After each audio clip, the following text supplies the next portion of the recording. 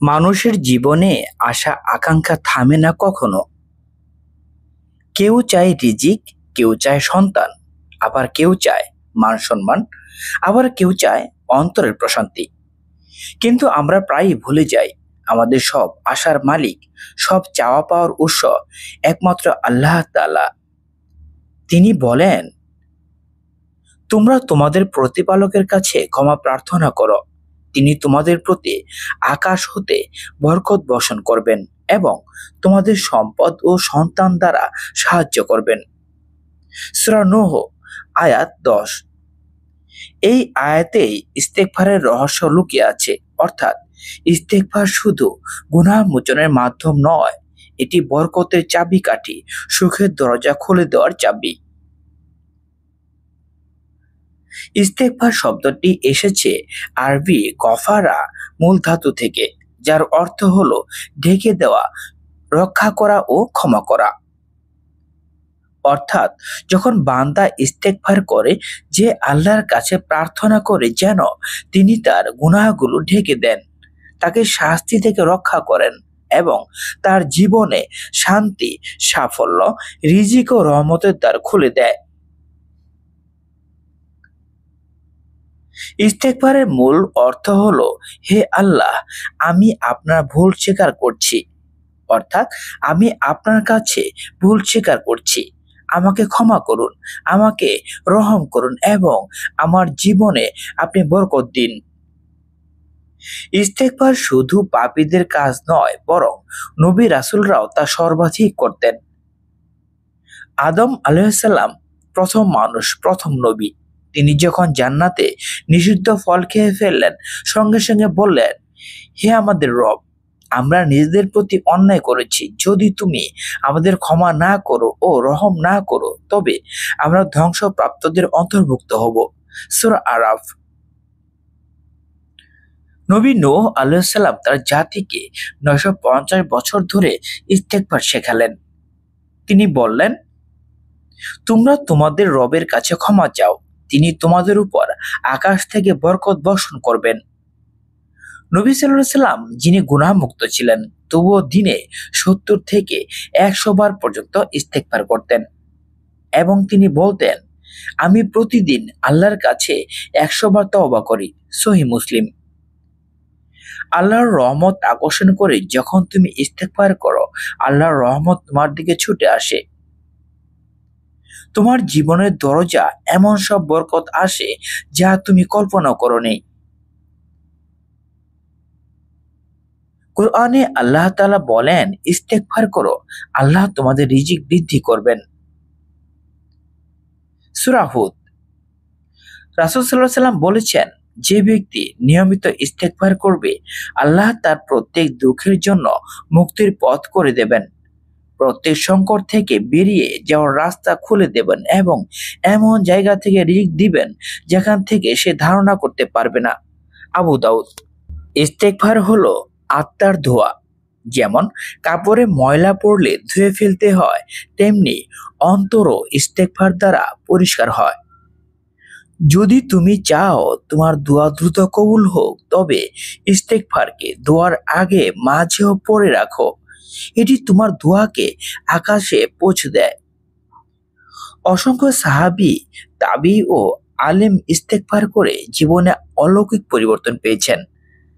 হাসান আল বাসরি রাদিয়াল্লাহু আনহু বলেছিলেন, এক ব্যক্তি এসে বলল, আমার বাগান শুকিয়ে গেছে। তিনি বললেন, ইস্তেগফার করো। আরেকজন বলল, আমার সন্তান হয় না। তিনি বললেন, ইস্তেগফার করো। তখন লোকেরা অবাক হয়ে জিজ্ঞেস করলো, আপনি সবাইকে একই উত্তর দিলেন কেন? তিনি বললেন, কারণ কুরআনে আল্লাহ বলেছেন, ইস্তেগফার করলে আকাশ বরকত বর্ষণ হবে, অর্থাৎ আকাশ থেকে বরকত বর্ষণ হবে, সন্তান দান করবে, সম্পদ দেবে।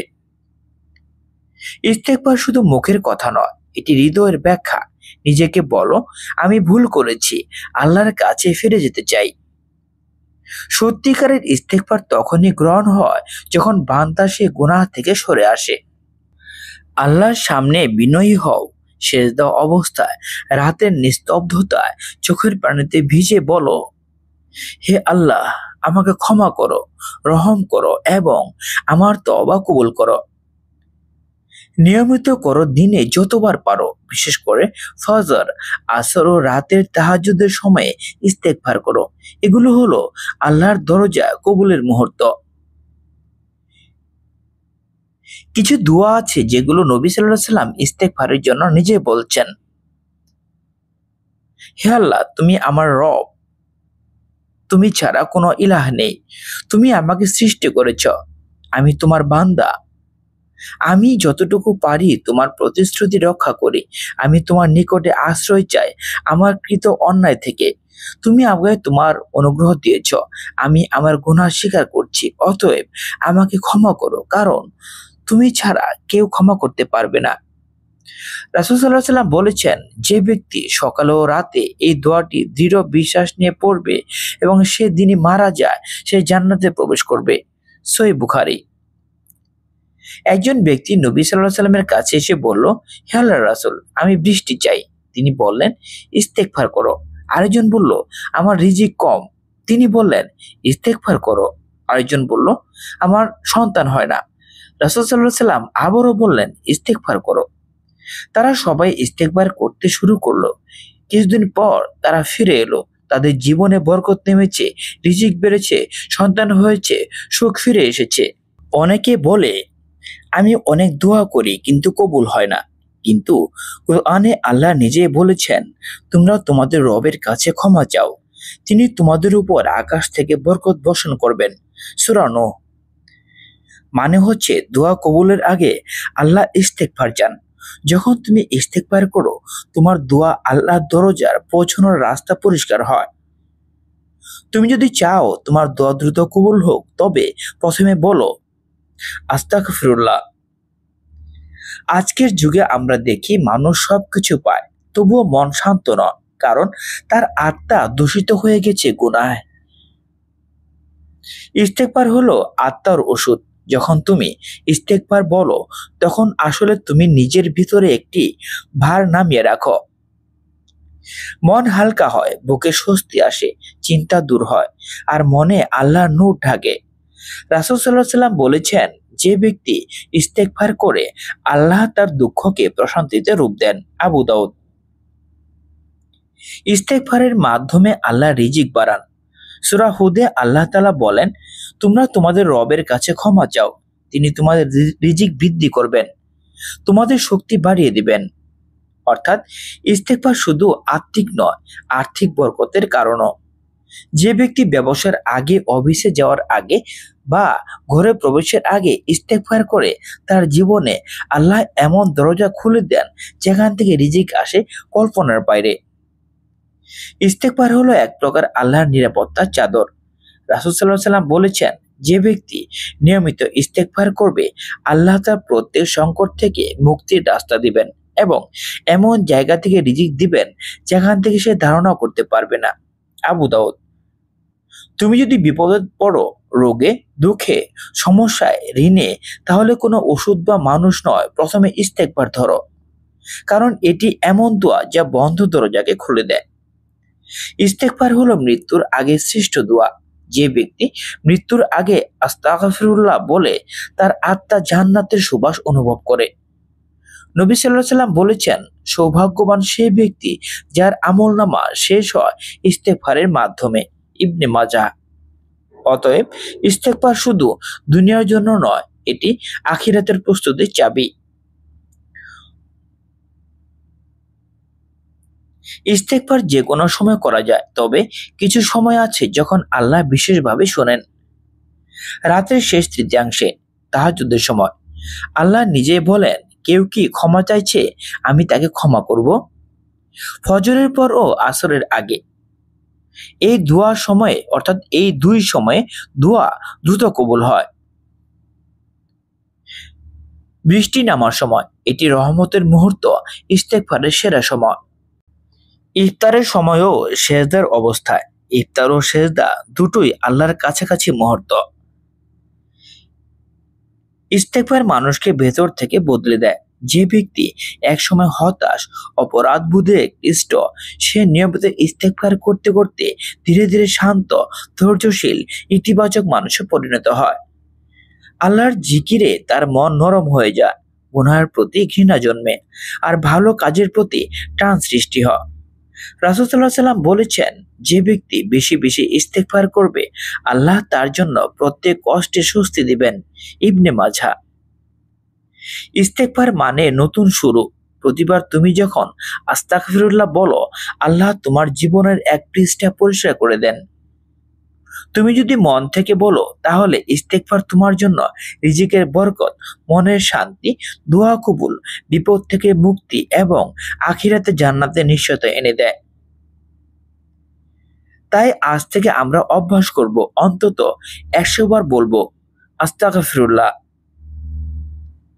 তারপর দেখবেন আল্লাহর রহমত ধীরে ধীরে আপনার জীবনে নেমে আসছে। আপনার মনের আশা একে একে পূর্ণ হচ্ছে। সূরা নূহে আল্লাহ তাআলা বলেন, তোমরা তোমাদের প্রভুর কাছে ক্ষমা চাও, নিশ্চয়ই তিনি অতিশয় ক্ষমাশীল।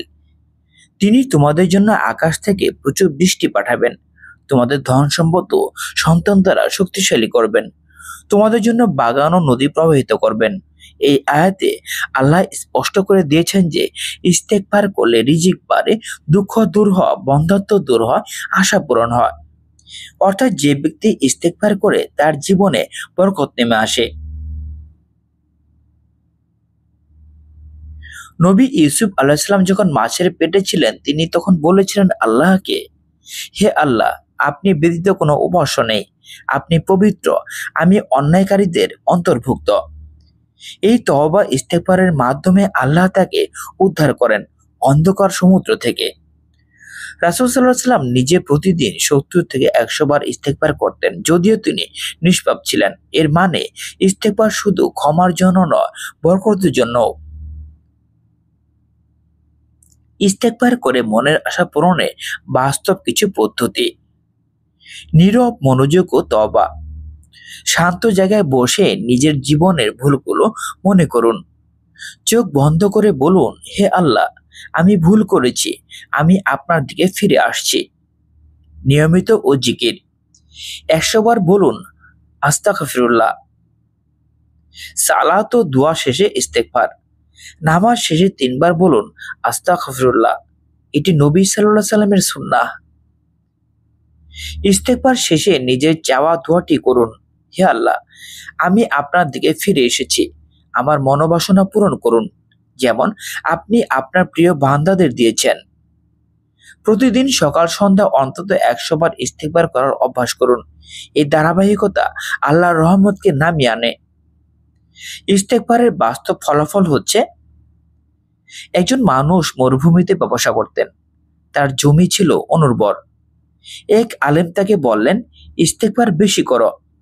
তিনি প্রতিদিন 500 বার ইস্তেগফার করতে শুরু করলেন। কয়েক মাস পর তার জমিতে বৃষ্টি নেমে আসে, ফসল ফলল, ঋণ শোধ হলো, সন্তানও জন্ম নিল। তিনি বলেছিলেন, আমি ইস্তেগফারের মধ্যে রিজিক, সুখ, সন্তান, শান্তি সব পেয়েছি। কেন ইস্তেগফারে মনোবাসনা পূরণ হয়? কারণ হচ্ছে সহজ। ইস্তেগফার আল্লাহর দরজায় কড়া নাড়ে। যখন আপনি ক্ষমা চান, আল্লাহ আপনাকে ভালোবাসেন। যখন আল্লাহ ভালোবাসেন, তখন তিনি আপনার দোয়া কবুল করেন। যে মন থেকে পাপ দূর হয়, সেই মনে দোয়া গ্রহণ হয়। বিশেষ দোয়া হচ্ছে, হে আল্লাহ, আমাকে ক্ষমা করুন, রহম করুন, হিদায়াত দিন, সুস্থতা দিন এবং রিজিক দিন। এই দোয়াটি প্রতিদিন ইস্তেগফারের পরে বললে আল্লাহ আপনার সকল অভাব পূরণ করবেন ইনশাআল্লাহ। প্রিয় ভাই বোনেরা, ইস্তেগফার শুধু শব্দ নয়, এটি একটি জীবনধারা।